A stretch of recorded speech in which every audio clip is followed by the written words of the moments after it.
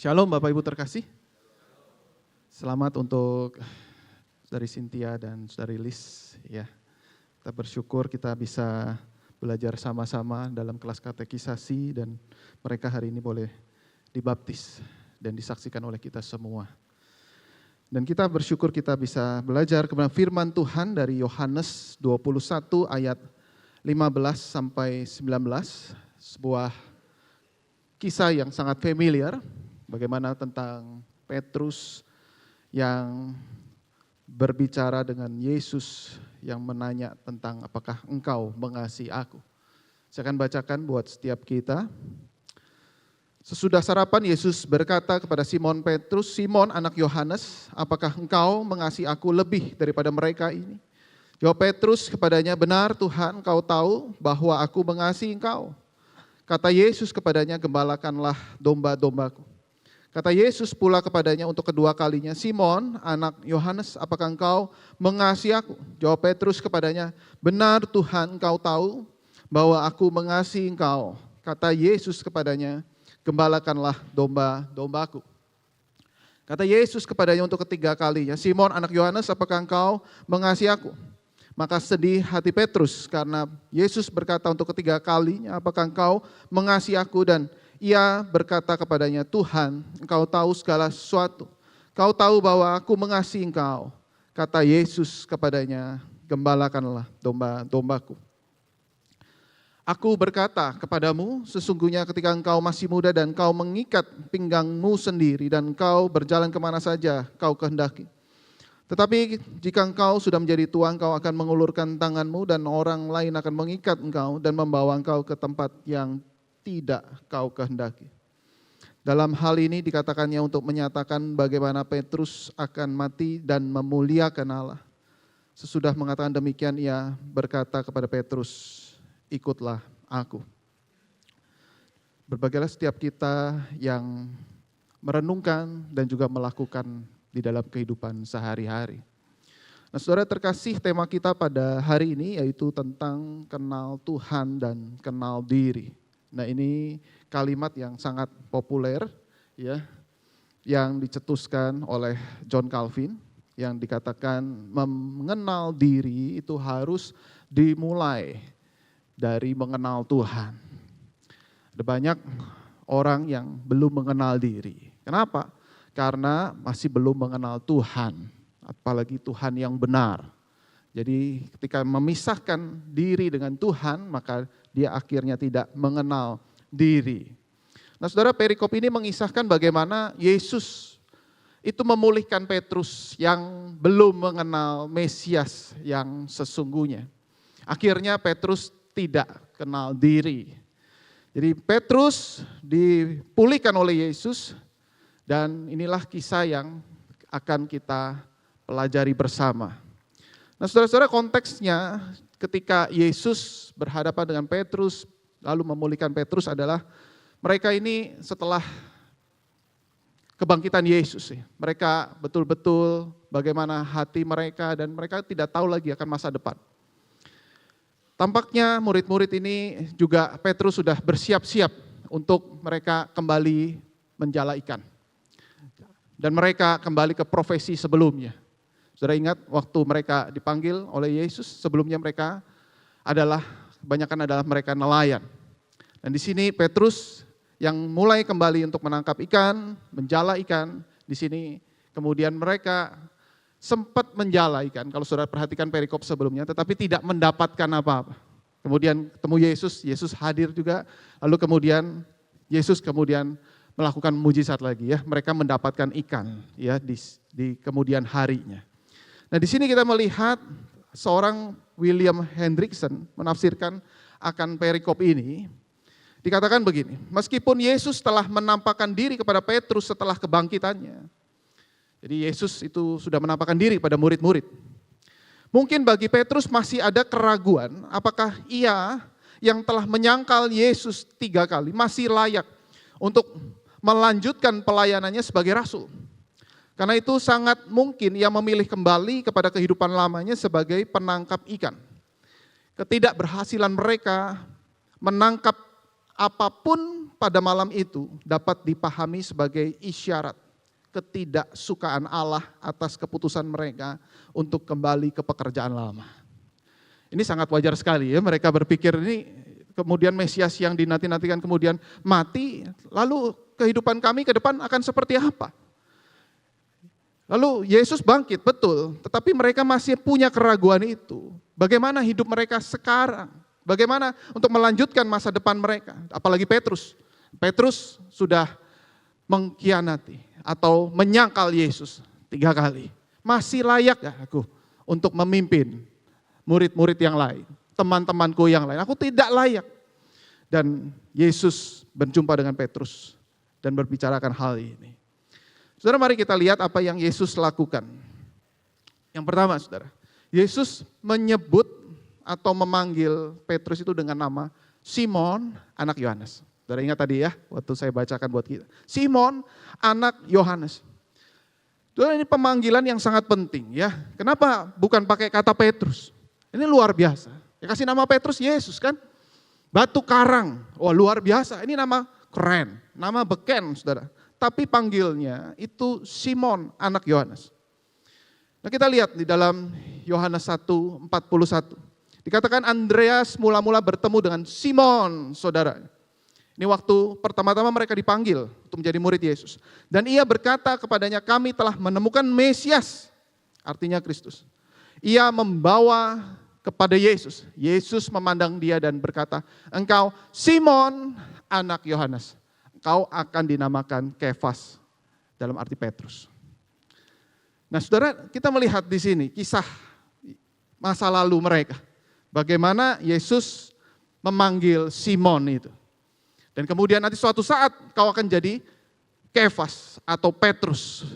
Berarti Yesus berharap ya bahwa nanti suatu saat engkau tidak seperti ini lagi. Kau akan menjadi orang yang hebat, menjadi penjala manusia. Dan kau menjadi batu karang. Dan luar biasa sekali saudara. Matius 16 dicatat begini. Dan aku pun berkata kepada engkau adalah Petrus. Dan di atas batu karang ini aku akan mendirikan jemaatku. Dan Allah maut tidak akan menguasainya. Lebih keren mana saudara? Simon atau Petrus? Ya? Lebih keren Petrus. Jadi Petrus ini nama beken. Simon ini nama dari kampung halamannya, saudara ya. Jadi nama masih kecil, nama anak Yohanes, dikatakan seperti itu. Bahkan papanya ini mungkin lebih terkenal. Jadi Simon ini bukan siapa-siapa. Kau belum menjadi apa-apa. Dan masih ingat kan kau belum menjadi apa-apa, aku memanggil engkau. Saudara, pemanggilan nama ini penting sekali, artinya apa? Yesus mengingatkan Petrus, bahwa sebelum kau jadi Petrus, sebelum kau jadi batu karang, aku terlebih dulu mengenal kamu. Aku terlebih dulu mengasihi kamu. Aku terlebih dulu memilih kamu. Ingat Petrus, aku memanggil kamu pada saat itu dengan nama Simon, anak Yohanes. Saudara ingin dipanggil dengan nama apa? Cara dunia itu kalau kita orang terkenal pasti ada nama bekennya, bukan? Gak mungkin kita dipanggil dengan nama waktu kita dipanggil sama papa kita, mama kita waktu kecil, begitu ya. Saya panggil anak saya itu Javin, Pipin, begitu ya saudara ya. Dan berharap nanti suatu hari saya kasih nama Javin Keller, saudara. Bagaimana dia menjadi seorang teolog yang luar biasa, barangkali itu doa daripada orang tua. Tapi nanti lihat Tuhan pimpinnya seperti apa. Sampai dia suatu saat begitu dipanggil sama gurunya, Javin Keller, dia bingung. Aku namanya Pipin, begitu ya saudara ya. Jadi dia ngomong, aku bukan nama itu. Loh ini benar nama kamu, ini Javin. Tapi papi manggil kamu Pipin, saudara ya. Dan saudara kita bisa melihat di sini bagaimana pemanggilan nama ini membuktikan Yesus sudah kenal Simon dari awal. Yesus sudah tahu Simon. Yesus mengerti keluarga Simon, tahu semuanya, segala-galanya. Dan disinilah Yesus membuktikan, Yesus hadir untuk Simon. Dan di sini kita lihat saudara ya, bagaimana Yesus ketika memanggil itu tidak pernah salah. Allah memanggil hambanya tidak pernah salah. Meskipun mereka gagal, tapi Allah tidak pernah gagal. Kita lihat misalnya dalam Yeremia 1 ayat yang kelima, bagaimana Allah memanggil Nabi Yeremia yang sangat ragu melihat apa yang nanti Tuhan akan kerjakan di dalam hidupnya. Dikatakan begini, sebelum aku membentuk engkau dalam rahim ibumu, aku telah mengenal engkau. Dan sebelum engkau keluar dari kandungan, aku telah menguduskan engkau. Aku telah menetapkan engkau menjadi nabi bagi bangsa-bangsa. Saudara, inilah perkataan Yesus kepada Simon Petrus. Aku kenal engkau. Itu sebabnya aku memanggil kamu Simon. Lalu kemudian, tidak berhenti di sini, Yesus melanjutkan, saudara. Apakah engkau mengasihi aku lebih dari mereka ini? Saudara, ini penting kalimat yang satu ini. Apakah engkau mengasihi aku lebih dari mereka ini? Siapa yang dimaksud dengan mereka ini? Nah, saudara-saudara, ketika saya menggumulkan akan hal ini, kita lihat di dalam bahasa Inggrisnya, saudara, dikatakan, do you love me more than this? Itu bahasa Inggrisnya. Jadi mereka ini siapa? Mereka ini, saudara, dikatakan bahwa do you love me more than this? Berarti this. Nah, this di sini berarti, saudara-saudara, kalau dilihat dari bahasa Yunaninya itu tauton. Nah, apa itu tauton? Tauton itu mirip dengan it di dalam bahasa Inggris. Nah, maka tauton itu biasanya ini kata benda. Biasanya, ya. Lebih banyak kata benda di sini. Misalnya kalau kita lihat Matius 6 ayat 32, semua itu dicari bangsa-bangsa yang tidak kenal Allah. Akan tetapi Bapamu yang di surga tahu bahwa kamu memerlukan semuanya itu. Itu, it di sini, berarti these things. Ya. Nah, ini, kata ini juga sama yang dipakai. Apakah engkau mengasihi aku lebih dari mereka ini? Nah, yang benar adalah dari these things ini, begitu ya. Nah, maksudnya apa these things di sini, saudara-saudara? Artinya, saudara, mereka yang dimaksudkan di sini adalah perahu, peralatan untuk menangkap ikan, jangkar, jala, ikan-ikan, ilmu kelautan yang menjadi profesi Petrus sebelumnya. Sesuai dengan tadi tafsiran daripada William Hendriksen, bagaimana Petrus itu udah mulai kembali, mulai memikirkan untuk kembali ke profesi yang lama. Barangkali dia udah berpikir, ya ini udah nggak tahu ke depan bagaimana. Aku masih punya ilmu yang aku kuasai. Aku masih punya ijazah untuk nelayan. Ijazahnya asli ini, bukan ijazah palsu. Jadi aku masih bisa untuk bisa berkarya. Aku masih bisa untuk bekerja, untuk mencari nafkah untuk keluarga. Nah, di sini kita melihat Yesus berkata kepada Petrus, kamu betul mengasihi aku atau lebih mengasihi profesimu ini? Lebih mengasihi karirmu yang dulu ini? Dan kamu lihat sendiri ketika kamu untuk menangkap ikan saja, semalam-malaman kamu tidak dapat. Dan aku juga harus hadir memberkati kamu. Lalu kemudian dapat ikan banyak. Jadi sekarang di sini kita bisa melihat bagaimana Yesus kemudian mengingatkan kembali.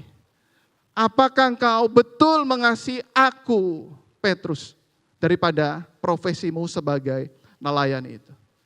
Jadi artinya apa? Artinya Yesus tahu karena kesalahan Petrus itu. Yesus sudah tahu motif Petrus. Dia tahu segala sesuatu apa yang menjadi isi hati Petrus. Untuk apa? Memikirkan balik jadi nelayan. Dan di sini Yesus kemudian ingatkan kembali kepada Petrus. Bagaimana Yesus yang pilihannya tidak mungkin gagal. Di sini Petrus hampir gagal. Udah tidak mau lagi untuk kembali menjadi rasul.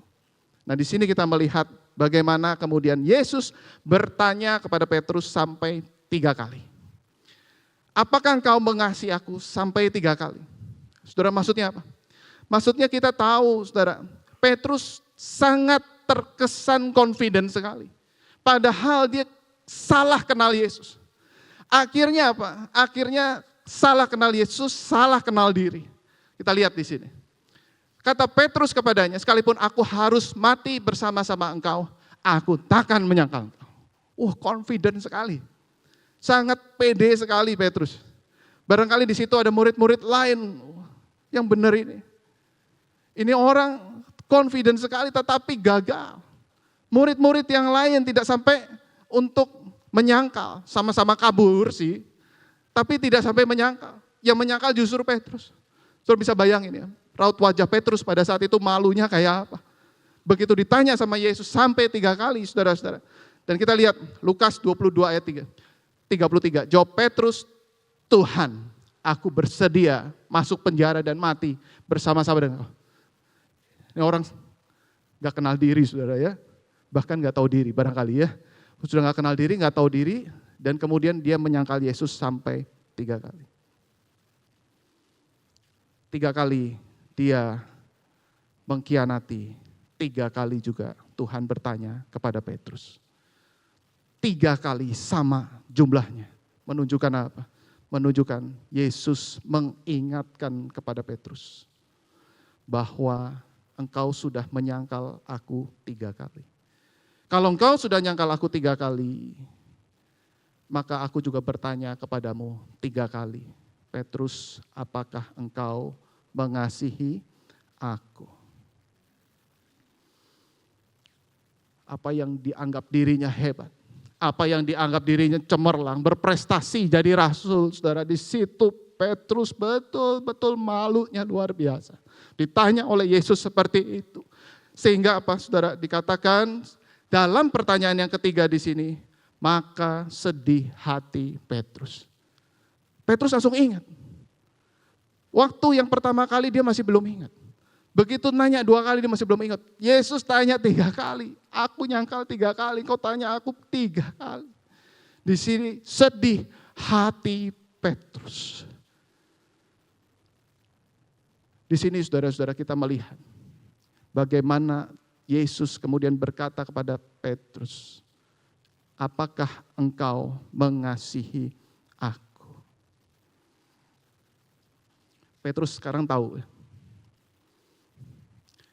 Tuhan, engkau tahu segala sesuatu. Dan di momen ini, Petrus dipulihkan. Petrus disadarkan kembali akan kesalahannya.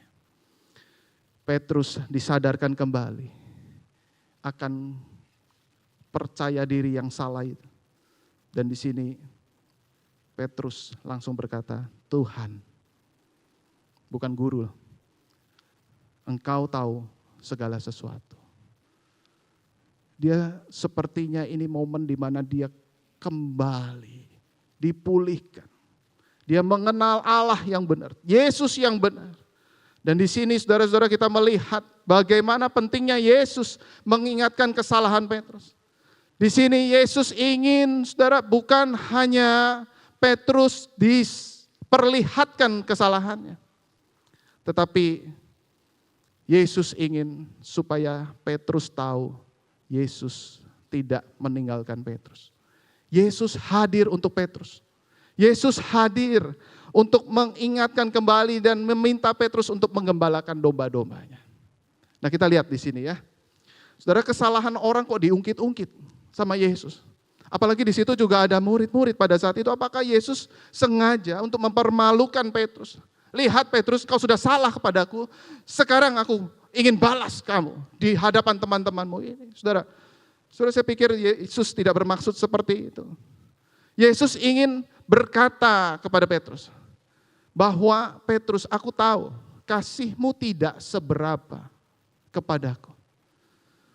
Aku kurang mengasihi engkau Yesus. Aku tahu, aku pernah menyangkal. Tapi Yesus ingin berkata, aku tetap mengasihi kamu. Aku tahu masa lalumu. Aku tahu engkau sebelum aku panggil kamu. Aku mengenal kamu. Bahkan dari kandungan aku sudah tahu kamu. Di sini aku bukan untuk ungkit-ungkit kesalahan, mempermalukanmu. Tapi aku ingin menunjukkan ketidaksempurnaan kasih-Mu. Aku tetap menghargai, aku tetap mengasihi dan memakai kamu. Saudara, indah sekali saudara. Kasih yang kurang, tetapi Tuhan mau terima. Di sini momen di mana Petrus kemudian kenal diri. Aku kurang kasih Tuhan, tapi aku mau. Di situ Yesus lihat, inilah pengenalan diri yang benar, bukan yang sebelumnya. Too confident, tetapi engkau belum kenal diri. Di sini Petrus kenal Tuhan, kenal diri. Dan di sini Petrus menyebut Yesus sebagai Tuhan. Dan Petrus kemudian menyadari bahwa kasihnya itu sangat kurang kepada Tuhan. Nah, sekarang kita akan lihat kisah ini dan kita menarik kesimpulan apa yang kita bisa pelajari dari kisah ini. Saudara, tanda orang yang sudah kenal Tuhan dan kenal diri adalah ia menyadari kasihnya itu tidak sempurna di hadapan Tuhan. Saudara, ini tentu bukan berarti kasih yang tidak sempurna, berarti kita tidak mengasihi Allah. Kurang mengasihi Allah itu bukan berarti kita tidak mengasihi Allah, saudara. Bukan berarti Petrus tidak mengasihi Allah sama sekali, tidak. Yudas tidak pernah berkata, aku mengasihimu Tuhan. Karena dari awal juga Yudas tidak dipilih. Jadi tidak pernah ada statement seperti itu dari Yudas. Kasihku kurang Tuhan, tidak. Karena dari awal juga Yudas tidak mengasihi Yesus. Makanya ia jual Yesus. Dia lebih mengasihi uang. Yang dimaksudkan dengan kasihnya tidak sempurna adalah dia betul-betul sadar dia berhadapan dengan Allah. Dia betul-betul sadar dirinya lemah, dirinya penuh dengan keterbatasan. Lalu dia berhadapan, dia berjumpa dengan Allah yang sempurna, yang begitu mengasihi dia. Di sini dia sangat sadar kasihnya sangat kurang. Sehingga orang yang menyadari bahwa kasihnya kepada Tuhan tidak sempurna, justru dipakai sempurna oleh Tuhan. Karena sampai kapanpun ia tetap merasa tidak layak dan tidak pernah layak dipakai Tuhan. Di sini cara Tuhan untuk memanggil anak-anaknya. Dia melihat apakah anak-anaknya layak. Anak-anak merasa hebat. Justru ketika kita sadar kita orang yang lemah, di situ kuasa Tuhan turun atas mereka. Akan menopang. Karena apa? Orang tersebut bergantung sama Tuhan. Bukan bergantung pada dirinya. Tim Keller berkata begini, Anda lebih berdosa dari apa yang Anda pernah bayangkan. Tetapi Anda juga lebih dikasihi dan diterima di dalam Kristus daripada apa yang pernah Anda harapkan. Justru karena kita merasa berdosa, tapi kita justru mendapatkan kasih Tuhan. Justru karena kita merasa hina, di situ kasih Tuhan itu nyata bagi setiap kita. Kita lebih dikasihi Tuhan. Dan orang yang bahagia adalah orang yang diampuni dosanya. Jika ingin takjub dengan kasih karunia Tuhan, jangan hanya menghitung berkat-berkat-mu, hitunglah dosa-dosamu yang sudah diampuni. Sudah seberapa sering kita mengakui kesalahan kita di hadapan Tuhan. Seberapa sering kita tertunduk malu, Tuhan. Aku kurang mengasihi Engkau. Aku kurang. Ampuni. Di situ ketika kita sadar dosa kita dan kesalahan kita, di sini juga kasih Tuhan menyambut kita. Kita disambut dengan kasih Tuhan. Aku mengasihi Engkau. Aku tahu kasih-Mu tidak sempurna. Tetapi aku tetap mau pakai kamu. Barangkali kita letih di dalam melayani Tuhan. Barangkali kita lelah menjadi anak Tuhan.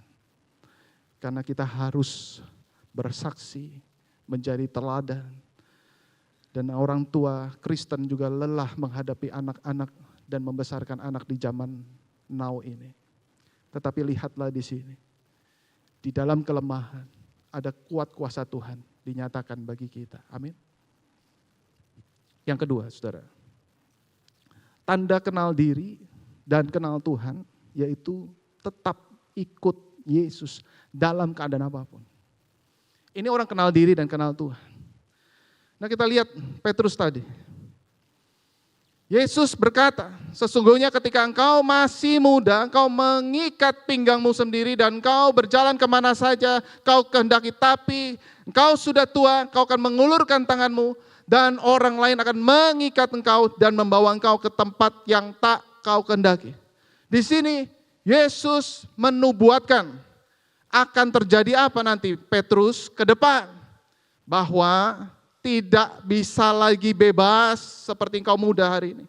Tapi nanti ada penganiaya dan disitulah Petrus itu akan disalibkan terbalik menjadi martir. Di sini Yesus sudah ngomong duluan.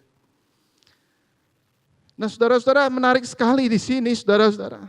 Petrus tidak mengatakan apapun.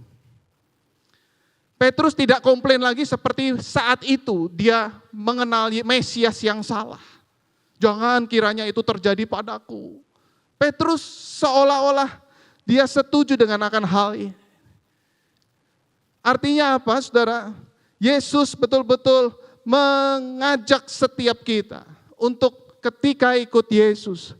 Jangan hanya pada waktu senang. Tetapi juga waktu susah, waktu penderitaan. Saudara kita tetap ikut Yesus. Dan di sini Yesus berkata kepada Petrus, ikutlah aku. Wah ini luar biasa. Sebelumnya Yesus berkata, ikutlah aku. Tetapi di sini sepertinya ini kamu harus lebih sungguh-sungguh lagi. Ikut aku, Petrus. Dan luar biasa, Petrus ikut Yesus. Dan luar biasa, kita tahu karya Petrus luar biasa. Gereja-gereja hadir pada saat ini, jasa daripada Petrus dan rasul-rasul pada saat itu. Dan kita tahu ada surat Petrus. Dan kita melihat bagaimana Petrus yang dulu kemudian diubahkan menjadi pengikut Kristus yang setia. Disinilah Petrus mengenal diri. Disinilah Petrus mengenal Tuhan. Dan dia tahu diri yang dia kenal adalah seperti yang Yesus kenal itu. Yang Yesus mau untuk menjadi pengikut Kristus. Dan kita melihat yang dimaksud dengan pengikut Yesus. Seperti apa? Di sini Petrus mendapatkan identitas yang baru. Pengikut Kristus. Pengikut Yesus itu harus belajar mengasihi Tuhan dengan segenap hati. Bagaimana ia akan menghancurkan berhala dalam hatinya. Yang mungkin akan mendatangkan kenikmatan, kenyamanan. Tetapi pengikut Yesus, dia harus belajar. Yesus yang terutama. Yang kedua, pengikut Yesus bukan hanya mencintai berkat-berkatnya, tetapi mencintai pribadinya. Saudara yang indah, Petrus dia berhadapan dengan Yesus. Dia udah gak dapat berkat apa-apa lagi. Kecuali pribadi Yesus. Mimpinya dia waktu jadi rasul. Dia bisa jadi Perdana Menteri. Kalau Yesus jadi raja. Mesias politis. Tapi itu batal. Kemudian dia kembali ke profesi yang lama. Barangkali cari berkat di sana. Gagal juga. Nggak dapat lagi berkat-berkat ini. Dan cuma punya Yesus. Petrus ikut Yesus. Seseorang berkata, untuk kita bisa melihat apakah kita ikut Yesus atau tidak. Ketika Yesus ambil berkat-berkat kita. Dan kita tetap memuliakan dia, itulah ikut Yesus. Dan yang ketiga, pengikut Yesus tidak takut dengan kelemahan diri. Karena kasih Yesus yang sempurna, itu cukup. Di sini Petrus ngakuin dengan jujur, aku mengasihimu, tapi kurang maksimal. Dan di situ Yesus mengerti kondisi Petrus. Petrus kurang maksimal mengasihi Yesus. Kita kurang maksimal mengasihi Yesus. Tetapi kita memandang kepada Yesus yang maksimal mengasihi kita. Itu cukup. Kasih kita kepada Yesus akan bertambah di kemudian hari. Kalau kita terus memandang kasih Yesus yang sempurna. Dalam penderitaan, lihat kasih Yesus di atas kayu salib. Dalam kesulitan hidup, lihat Yesus yang juga mengalami penderitaan. Di dalam kesesakan, lihat kasih Yesus yang sempurna hadir bersama kita. Sakit penyakit, Yesus juga pernah sakit di atas kayu salib. Betapa sakitnya sampai dia haus, berkeringat, bercucuran darah. Disitulah kasihnya yang sempurna bagi setiap kita. Mari, saudara, kita kembali mendefinisikan ulang panggilan kita, ikut Yesus. Apakah kita sudah sungguh-sungguh ikut Yesus? Sudah kenal diri seperti yang Yesus kenal buat setiap kita. Sebentar kita akan melakukan perjamuan kudus dan biar saudara boleh mempersiapkan diri kembali lihat kasih Yesus. Di situ kasih Yesus sempurna. Tuhan ingatkan pada hari ini, kasihku sempurna untuk engkau. Aku nyatakan di dalam perjamuan ini. Mari kita melihat kasih Yesus dalam hidup kita.